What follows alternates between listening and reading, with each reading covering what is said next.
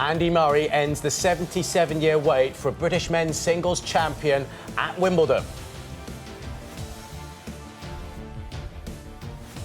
Unbelievable. I cannot believe we just seen what we saw. It was indescribable, to be honest. Totally Murray indescribable. Was amazing. I think the second to last point that was played, probably the best point of tennis I've ever seen. It was unbelievable. I can't even remember how he won. It was just amazing. It was fantastic, absolutely brilliant. Played 77 years, something like that, and he finally comes along. It's great. Absolutely wonderful. Can you believe he did it in straight sets? No, not at all. I had a bet on him being 3-2, but definitely that last game was it was a lot of pressure on him. Unbelievable. It was fantastic. I didn't think he'd do it in 3 sets because Djokovic is such a fighter, and I just thought that maybe he might just win that 3rd set, Djokovic, and then we were going to be in for a real. But he was just brilliant. It was fantastic to be on centre court and to see Murray win after all these years. Fred Perry was the last person to win here. I feel honoured to be here. Come on, Murray! It was absolutely amazing. I watched last year when Murray lost, and he's so emotional, and you can tell that the country is behind him so much. Even as an American, I was 100% rooting for him, so it was very emotional and amazing.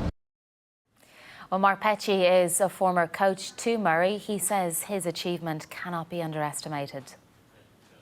Yeah, this was the holy grail. This was climbing Everest for him, being a British player. Obviously, it was massive in New York to win his first one, and we'd still waited 76 years or something for that. So, you know, let's not underplay what he achieved in New York with Novak coming back for 2 sets, you know, and getting it done in the 5th against somebody that barely lost on a hard court for the previous 2 years. So that was an accomplishment all of its own. But yes, there's no question that here with the media spotlight on him, with you know, everything that's kind of gone on to this stage, the Olympic Championship, that he gold medal that he won last year, everybody was expecting great things today, and to go out and perform to the necessary level, because Novak played about as well as he can, then that says, you know, that speaks volumes about Andy.